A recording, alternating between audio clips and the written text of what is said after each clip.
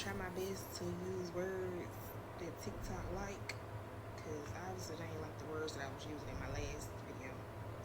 Alright, so part one on how my mom unalived my baby brother.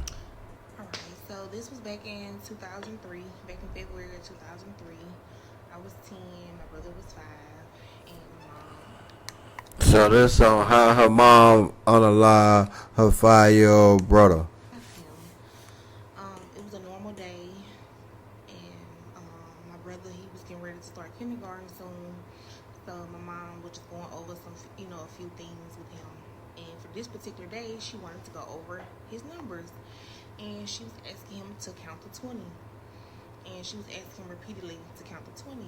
And every time he would count to 20, he would skip the number 16. I don't know what it was about that number 16, but he would miss it every time he would count to 20. He would say 15, 17, 18. He would skip 16. Yeah. And I don't know why he was doing it. Okay, so each time he missed the number 16, she would hit him and tell him to start over. Right. He'll start over, miss it again. She hit him again. And it wasn't just no hit, like a little simple hit. This was like hits. I remember she used a wooden broomstick. Oh, She shit. used the little curtain rod thing, the little thing you put the curtain, you slide the curtain thing in. Yeah. Old school kind, the white ones. Yeah. She used that one. She used that. Anything that was hard that she could find, she was hitting him with it. So as I mentioned, that went on all day. I'm talking about all day, from sun up to sundown. Imagine getting beat on all day long. So she asked me to go help him, go practice with him, and come back. So we go in my room. We practice. I asked him to count, and y'all, he would literally say 16 with me. I don't know. Maybe my mama was just scaring him. I don't know. But he was doing it. He was saying it with me. So I'm like, okay, y'all, you got it. So just go back out there and just count normal. 15, 16, just, you got this. Okay, so I'm like, Mama, I think he got it now. He know it. So he count. He missed it again. He missed the number again. So at this point, my mama I guess she's frustrated. So we was already staying in Mississippi at the time. If you from Mobile, Mississippi from Mobile is maybe about a good hour drive. Right. So she said, yeah, let's go. Let's go ride to Mobile. So I proceed to get in the front seat. But she's like, no, let your brother get in the front seat. So I'm like, all right, get in the front seat. So I get in the back seat. And the whole ride from Mississippi to Mobile, my mama is literally smashing my brother's head on the window, like angry, mad that he was. Nah, hell nah, man. Hell nah. Missing that number 16. And I'm just like, this lady is crazy. Like, it ain't that serious, mama. But I'm a child, so I really can't say that. Okay, so we make it to Mobile. We make it to this house. Me and my brother sat in the car. We stayed in the car while she go in the house. We maybe sat in the car maybe about 10, 15 minutes. Now, mind you, I'm only 10 years old, so I don't know what she's doing in the house or why we're there. Okay. I was going to ask that. I was about to ask, like, how old were you? But I got you now. All right. I get it. I did find out that there was a drug house that she was at, and I'm assuming she came back to Mobile to get her fix. But I didn't find that out till later on, but we're going to get to that point. Okay, so she get back in the car. We head back to Mississippi. So once we made it back to Mississippi, my brother gets out the car. Now, mind you, he been getting beat on all day. Right. So he's a little disoriented. Right. When he get out the car, he's like falling over.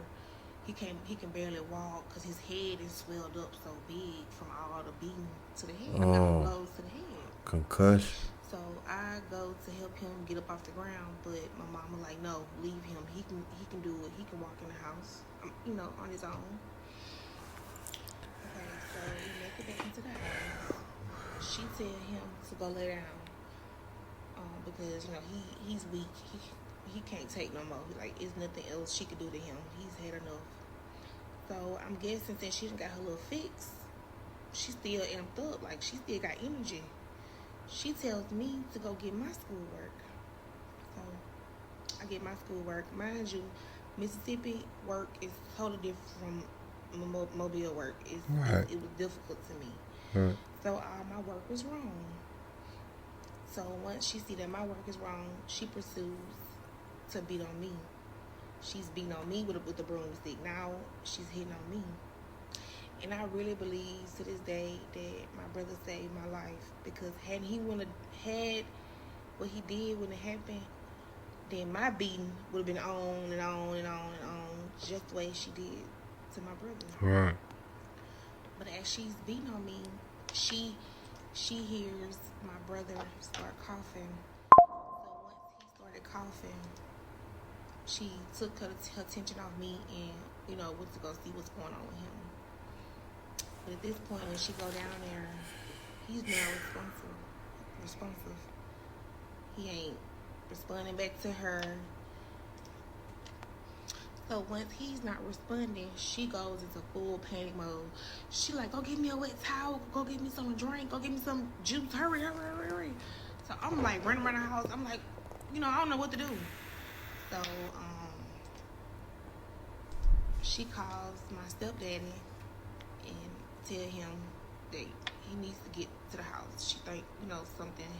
She did something, and she need him to come back to the house. So I help her get my brother in my bed. I help her put him in my bed. And y'all, my brother looked so different from that morning to the evening. He was a totally different person.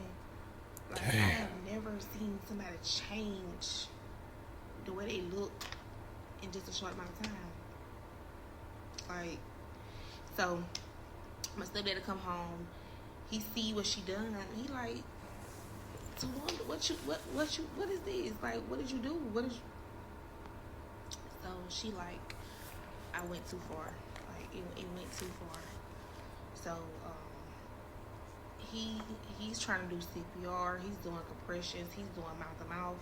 But I'm knowing this not gonna work because he kind of been unconscious for a minute, and I know normally you have to kind of do that stuff quickly. Yeah. And when I seen that he had urinated on himself and blood was coming out of his nose. Yeah, he released his bowels. He was done. Gone. My innocent baby brother was gone. I'm sorry. He was no longer here with me no more. And it's so much to this story, y'all. Like, it's so many different parts. But this video is getting long. So I'm going to end it right here. But just comment, like, if you want me to do a part 2.